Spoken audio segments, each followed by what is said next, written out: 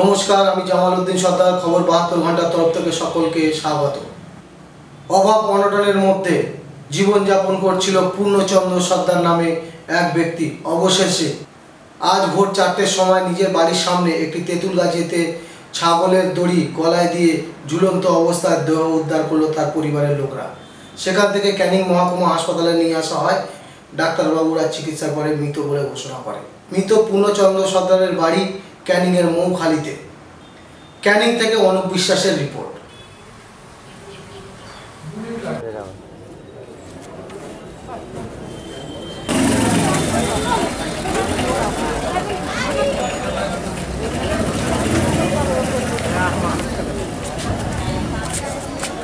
ওর গ্যাসের রোগ এবং নার্সের রোগ ছিল, সে ওকে তো ওষুধ খাচ্ছিল, প্রচুর ওষুধ খাচ্ছিল।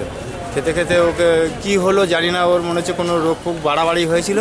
ও হচ্ছে সেই ভাগেতে গলায় দড়ি দেয়, ছাগল দড়ি নিয়ে ওর বাড়ির সামনে তেঁতুল গাছে টেনে দড়ি দেয়। আমরা জাতকুর্তো ভাইপো আমরা পাশাপাশি ছিলাম। চেলাচেল্লি করার পরে গিয়ে দেখছি না যে হ্যাঁ ওই ভাগেই টেনে ও গলায় দড়ি দিয়েছে। ওর বাড়ির পাশে এক জামাই ছিল, বলছিল জামাইটা ওর মেয়ে সব কান্নাকানি করার পরে তো ওই জামাইটা ওকে নামিয়েছে। নামার পরে আমরা গিয়ে দেখছি না হ্যাঁ নামানো আছে। কখন করেছে ওইটা হয়েছে ওই বোধহয় 4টে-5টার দিকে মনে হবে, এরকম ভোর রাত। আজকে? হ্যাঁ আজকে। ওনার নাম পূর্ণ সর্দার। আপনার নাম? সুভাষ সর্দার। ওনার কয় ছেলে? ওনার একটা ছেলে একটা মেয়ে। ওনার ছেলের আজকের পরীক্ষা, আজকের ওইদিকে কোন স্কুল আছে, কলেজ আছে, সেখানে পরীক্ষা আছে। ট্যাংরাখালি কলেজ? হ্যাঁ ওই না, ট্যাংরাখালি না, এইদিকে কোথায় ইটখোলা কলেজ। ভাইপো হই, খুঁড়তো ভাইপো হই, যার তো খুঁড়তো বলা হয় না, ওই রকমই খুঁড়তো ভাইপো হই। আপনার নাম? আমার নাম সুভাষ সর্দার। গতকাল দক্ষিণ 24 পরগনা কুলতলি জয়নগর রোডে বাস ও ম্যাজিক ড্রাইভারদের মধ্যে বিবাদের জেরে আজ সকাল থেকে অবরোধ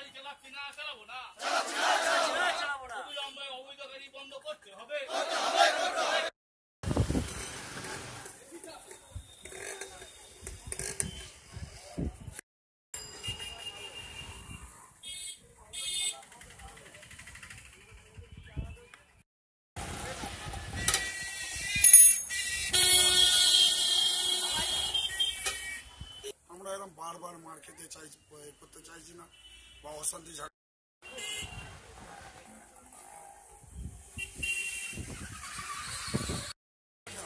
প্রায় সময় মার খায় আমাদের। কতদিন বন্ধ থাকবে মনে হয়? নির্দিষ্টকালে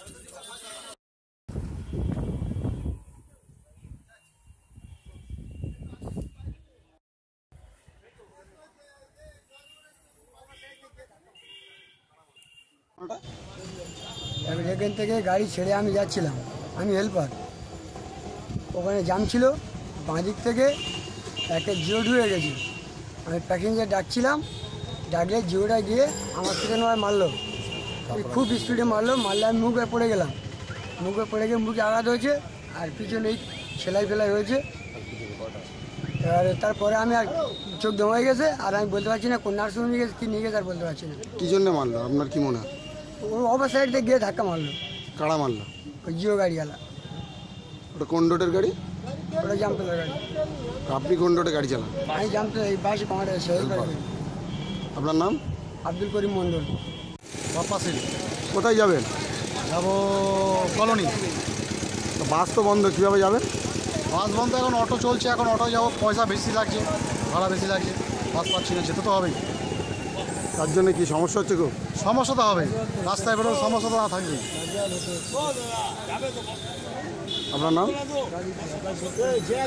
আপনার নাম? বাপ্পা সিং। আমি যাব জামতলা। কিন্তু বাস তো বন্ধ, কিভাবে যাবেন? এবার কি কোনো উপায় নেই, কি করে যাব সেটাই খুঁজছি। আপনার কি সমস্যা হচ্ছে? হ্যাঁ,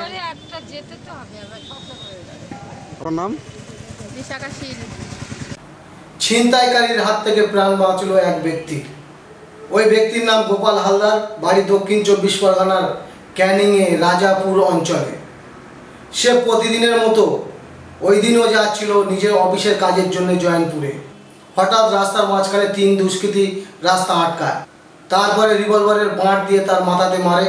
মারা অবস্থায় সে ঘটনাস্থলে লুটিয়ে তারপরে তার ব্যাগটা নিয়ে চম্পট দেয় তারা। এই বলছে এই দাঁড়া দাঁড়া দাঁড়া দাঁড়া বলে তিনজনেই হাত দেখাচ্ছে। তা মানুষের ইমার্জেন্সি থাকতেই পারে। তা আমি কি হয়েছিল? কি হয়েছে, হ্যাঁ, আমি যখন রাস্তা দিয়ে যাচ্ছিলাম, কোথায়? আমি আমার অফিসে যাচ্ছিলাম, জয়নপুরে আমাদের অফিস আছে। কোন জায়গাটা? সেই সময় ডিঙেল পোতা গ্রিন ভিউ একটা রিসর্ট আছে, রিসর্টের ঠিক সামনেই আমাকে 3টে ছেলে এসে বাইক আটকায়। বাইক থেকে 3জন লাফিয়ে পড়ে আমাকে, দুজনেই এসেছে দৌড়ে এসে আমার বুকে বন্দুক ঠেকায়। সামনে আরেকজন দাঁড়িয়ে ছিল, কিন্তু ওর কাছেও পিস্তল ছিল। এবার দাঁড়িয়ে আমি যখন দুটো বন্দুকের মুখে হাত দিয়ে সরাচ্ছি আর বলছি ভাই কী হয়েছে বলো, কী হয়েছে বলো, কিছু বলার আগে আমার একজন হেলমেটটা খুলে দিল আর একজন পিছন থেকে দাম করে রিভলভার বাড়ি মাথায় মারলো। যেই পিছনে ঘুরেছি সামনের জন্য মারলো। এই ডান দিক বাঁ দিক আমি বাইকতে অলরেডি নেমে গেছি, বাইকটা আমার পড়ে গেছে। তারপর দেখি অনেক বোলে টুলে হাত দিয়ে সরানোর চেষ্টা করছি, ওরা খালি বলছে এই গুলি কর গুলি কর, এই গুলি কর গুলি কর, এই করছে। তারপরে দেখি আমার ব্যাগটা ধরে টানাটানি, ব্যাগে ভাই কিচ্ছু নেই, আমার দরকারি কাগজ ছাড়া আর কিছু নেই, তোমরা খুলে দেখতে পারো। তা আমি খোলার চেষ্টা করছিলাম, কিন্তু ওরা সেই সুযোগ দেয়নি, ব্যাগটাকে টেনে নিজেরা নিয়ে নিল। নিয়েই দেখি দৌড়ে গিয়ে এতে উঠলো। ওঠার আগেই তখন মানে যখন ব্যাগটা ছিনিয়ে নিয়েছে তখনও বলছে এ গুলি কর বলে দুজনেই দুটো পা লক্ষ্য করেই গুলি চালাতে গেছে। একজনের গুলি দেখলাম মাটিতে পড়ে গেছে আর একটা বাস্ট করে গেছে। সেটাই আপনার পায়ে লেগেছে? সেটাই আমার পায়ে কিছুটা টাচ করে মাটিতে পড়ে গেছে। তারপর ওরা আমার ব্যাগটা নিয়ে ওদের বাইকে করে জগদ্দলার দিকে পালিয়ে যায়।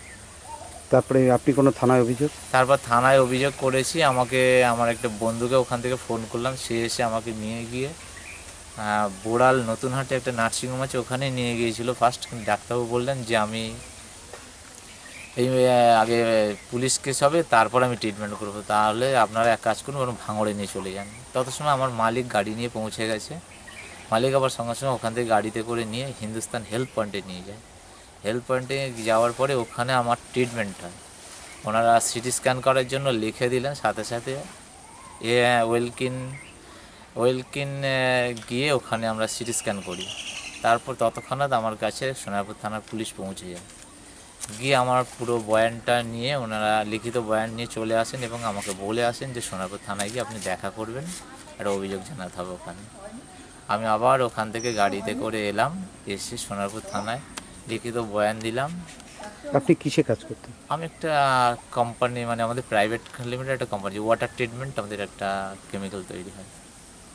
অন্য কোনো কারণ নয় তো? যে না, উদ্দেশ্যটা কি মনে হলো? কোনো কারণ আমি শত্রুতা বলতে আমার সেরকম শত্রু বলতে রাস্তাঘাটে আমার নেই। যদি এর পরেও তো আপনাকে সেই কর্মস্থলে যেতে হবে। এরপরেও কর্মস্থলে যেতে হবে। এই মুহূর্তে কি আশঙ্কা তো অবশ্যই, এটা আমরা করি যে প্রশাসন যেন খুব দ্রুত এর ব্যবস্থা একটা নিক। আর আমার পরিবারে একমাত্র আমি হচ্ছে উপার্জনশীল। আমার উপরে চারটে বাড়িতে মেম্বার বসে থাকে। বৃদ্ধ শ্বশুর, বৃদ্ধ শাশুড়ি, তারাও অসুস্থ, বুঝতে পেরেছি। জানি না আজকে আমার এটার জায়গায় যদি আমার ডেঞ্জারাস কিছু একটা হয়ে যেত তাহলে এদের মনে হয় রাস্তায় বসতে হতো আজকে।